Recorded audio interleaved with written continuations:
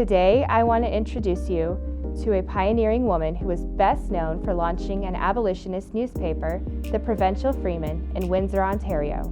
She had the distinction of being the first woman publisher of any race or background in Canada and the first African-American woman publisher in all of North America. She was also one of the first Black female qualified lawyers in the United States.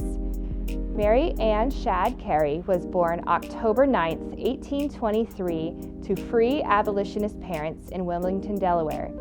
She was the oldest of 13 children. Her large family and home was the perfect place for people seeking freedom from slavery along the Underground Railroad, as there was always a bustle of people in the Shadd home. Mary Shadd was also the great-granddaughter of an immigrant soldier who fought in the Revolutionary War. Hans Shadd, alias John Shadd, a native of Hesse Castle, who entered the United States serving as a Hessian soldier with the British Army during the French and Indian War. Mary and her family moved to Pennsylvania in 1840 and were educated by Quakers. Her family continued to be active in the abolitionist movement and moved to escape the increasingly restrictive laws and regulations placed on Black persons.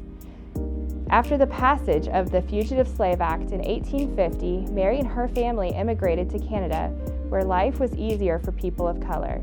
There, she began her life as an editor and newspaper owner. She also published a pamphlet on information for African Americans interested in immigration to Canada called Notes on Canada West, which is modern-day Ontario, which included facts on climate and crops, currency, and anything of importance to someone moving to a new country.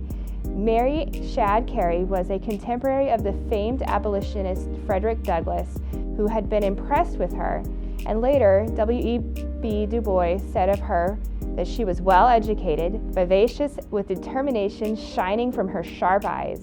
She threw herself single-handed into the Great Canadian Pilgrimage when thousands of hunted Black men hurried northward and crept beneath the protection of the lion's paw.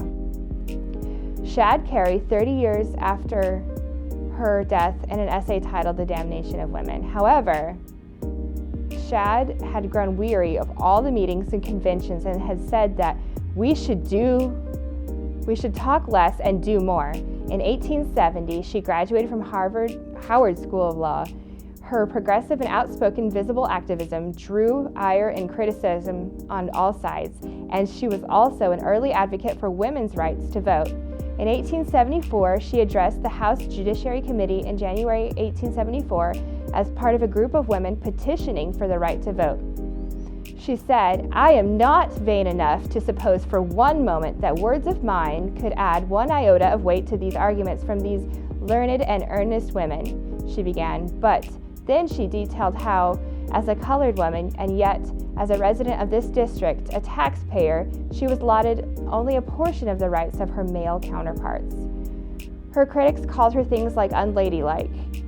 And after the Civil War, Mary Ann delved into a new challenge to study law at Howard University. There was just one problem. The historically Black school did not allow women into their law school. Mary Ann filed a sex discrimination suit and won. It took many years of study, but at the age of 60, she got her law degree, becoming the second Black woman attorney in the U.S. She spent the last 10 years of her life practicing law. There did not seem to be a moment's rest for Mary Ann Shadd Cary, encapsulated by one of her best-known quotes, "It is better to wear out than to rust out." In the post-war years, she taught school and was also deeply involved in women's suffrage, working with Susan B. Anthony and others in the movement. She died in 1893 at the age of 70 from stomach cancer. I think that this quote from her is one of my favorites because even today, as we are still struggling to reach the equality for all people, she said, "It is not for us to say, do this or do that, to remove the evil from among you, but be just and untiring in your efforts to speedily accomplish your object." As the journey continues, we salute Mary Ann Shadd Cary.